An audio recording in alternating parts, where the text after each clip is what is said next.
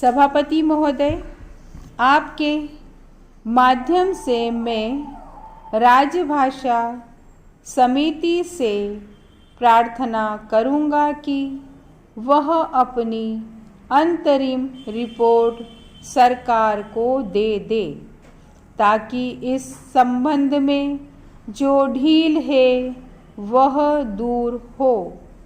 आज संसार के लगभग 100 विश्वविद्यालयों में हिंदी पढ़ाई जा रही है। दूसरी तरफ हमारे देश में हिंदी या क्षेत्रीय भाषा नहीं पढ़ाई जाती है। भारत सरकार की नीति के अनुसार भारतीय भाषा शिक्षा का माध्यम होनी चाहिए, लेकिन कहीं भी भारतीय भाषा माध्यम नहीं हो पाई है। हमें इस बात का प्रयत्न करना चाहिए कि वह शिक्षा का माध्यम बने।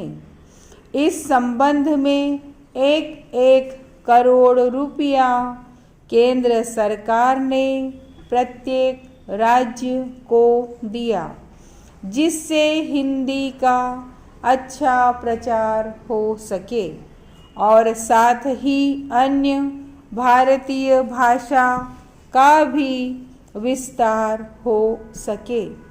किंतु लगता यह है कि उसकी गति बिल्कुल धीमी हो गई है।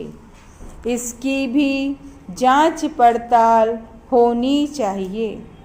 हमें इस बात का पता लगाना चाहिए कि अगर गति नहीं आई तो क्यों नहीं आई और उस संबंध में क्या व्यवस्था की जानी चाहिए। पेरा सभापति महोदय, संयुक्त राष्ट्र संघ की एक भाषा हिंदी भी होनी चाहिए।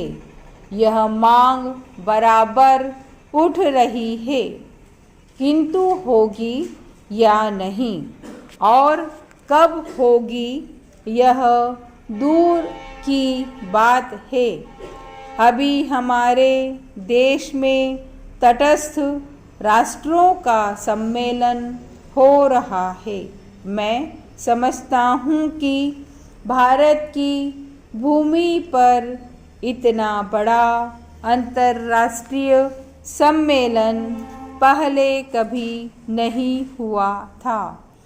इसका श्रेय वर्तमान सरकार को और श्रीमती इंदिरा गांधी को है, किंतु मैंने सुना है कि वहाँ भी हिंदी भाषा का प्रयोग नहीं होगा। केवल 4 भाषाओं की व्यवस्था की गई है।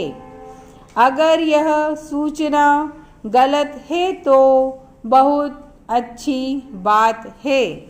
हिंदी की व्यवस्था अवश्य होनी चाहिए। अगर ऐसी व्यवस्था नहीं हुई तो जो प्रतिनिधि बाहर से आ रहे हैं वे क्या सोचेंगे। जिस देश की अपनी भाषा नहीं होगी उसकी क्या उन्नति हो सकती है।